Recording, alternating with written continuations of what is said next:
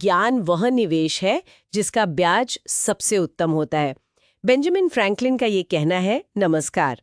आज हम गहराई से बात करेंगे भारतीय अर्थव्यवस्था की तेज चाल पर। हमारे पास जो जानकारी खासकर पीआईबी यानी प्रेस इन्फॉर्मेशन ब्यूरो से वो बता रही है कि कैसे भारत दुनिया की बड़ी अर्थव्यवस्थाओं में सबसे आगे निकल रहा है। और ये चर्चा यूपीएससी उम्मीदवारों के लिए प्रीलिम्स और मेंस दोनों के लिहाज से ज़रूरी हो सकती है और आम जानकारी के लिए भी काफ़ी दिलचस्प है। हमारा इरादा है कि इन स्रोतों के जो मुख्य बिंदु हैं, जो विश्लेषण है, उन्हें एक आसान बातचीत के रूप में समझें। तो चलिए शुरू करते हैं एक बहुत ही दमदार आंकड़े से।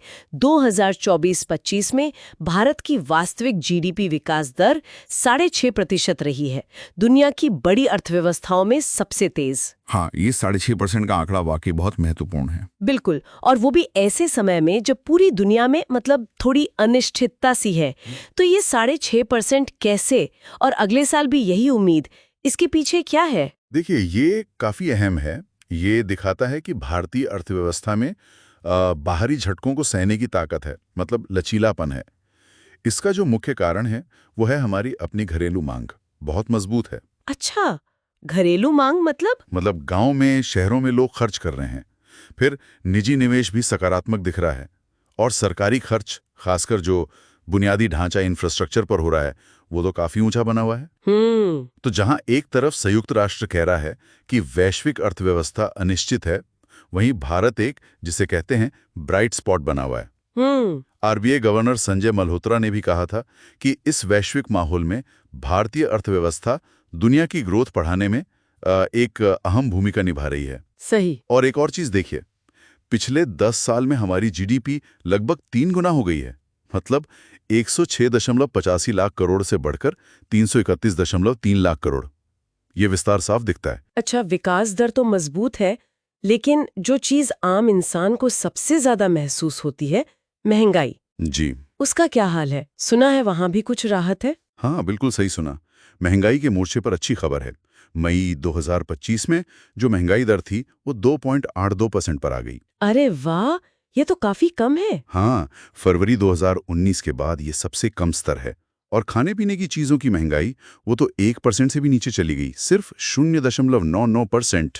बस 0.99%? जी, तो ये आम लोगों के लिए, कारोबारियों के लिए, सबके लिए एक बड़ी राहत है।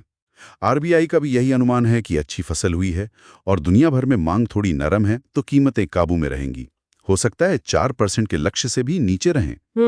हालांकि एक जोखिम हमेशा रहता है, जैसे जियोपॉलिटिकल तनाव, मान लीजिए मध्य पूर्व के हालात, वो एक चिंता का विषय है। पर कुल मिलाकर कीमतों में ये स्थिरता अर्थव्यवस्था में एक भरोसा लाती है। और ये भरोसा शायद बाजार में भी झलक रहा है। मैंने पढ़ा कि खुदरा निवेशकों की संख्या बहुत बढ़ गई है। 2019 में कुछ 4.9 करोड़ थी और 2024 अंत तक 13.2 करोड़। बिल्कुल, आईपीओस के जरिए भी रिकॉर्ड पैसा जुटाया गया है। ये साफ तौर पर निवेशकों के बढ़ते विश्वास को दिखाता है। और ये सिर्फ अंदरूनी भरोसा नहीं है, बाहरी मोर्चे पर भी भारत की स्थिति मजबूत हुई है। अच्छा, जैसे कि? देखिए, पहला तो है एफडीआई, यानी फॉरेन डायरेक्ट इन्वेस्टमेंट। जी, बाहर से जो सीधा निवेश आता है। हाँ, वो 2024-25 में 14% बढ़कर करीब 81 अरब डॉलर हो गया। ये अंतिम आंकड़ा है। और ये पैसा ज्यादातर सेवा क्षेत्र और मैन्युफैक्चरिंग में आया है। 81 बिलियन डॉलर्स, काफी बड़ा अमाउंट है। और दूसरा है हमारा विदेशी मुद्रा भंडार, फॉरेक्स रिजर्व्स। वो किसी भी मुश्किल वक्त के लिए एक सुरक्षा कवच की तरह होता है। सही।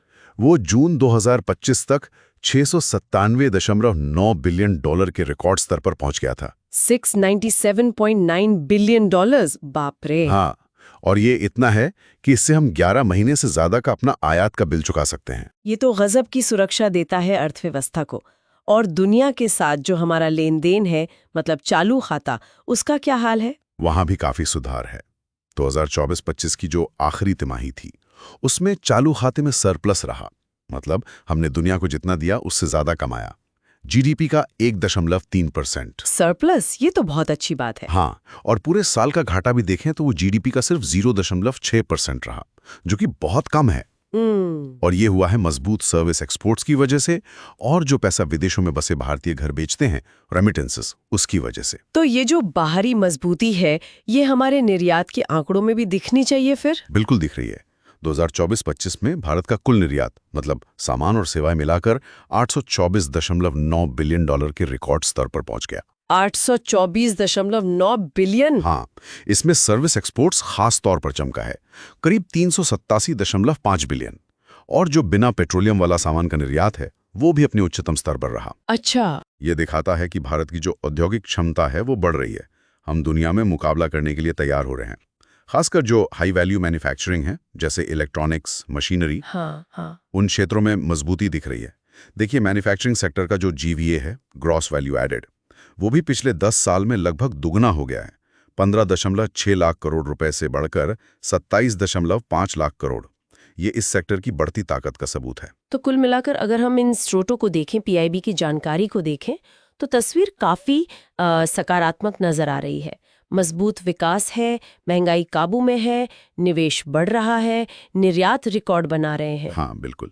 जो बुनियादी आर्थिक संकेतक हैं वो मजबूत दिख रहे हैं, लेकिन ये जरूरी है कि हम जो वैश्विक जोखिम हैं उन पर नजर बनाए रखें।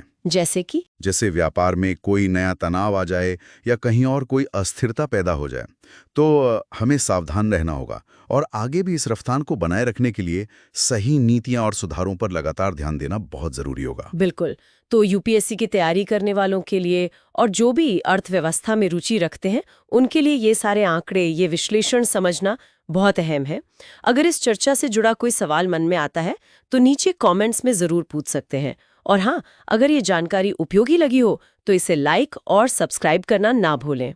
आज की इस बातचीत के बाद एक सवाल शायद सोचने पर मजबूर करता है कि इस वैश्विक अनिश्चितता के माहौल में भारत अपनी विकास की इस तेज रफ्तार को बनाए रखते हुए कैसे ये सुनिश्चित कर सकता है कि इसका फायदा समाज के हर वर्ग तक पहुंचे, मतलब समावेशी विकास हो और साथ ही पर्यावरण का भी ध्यान रखा जाए। ये संतुलन साधना एक बड़ी चुनौती है। इस पर जरूर सोचिएगा।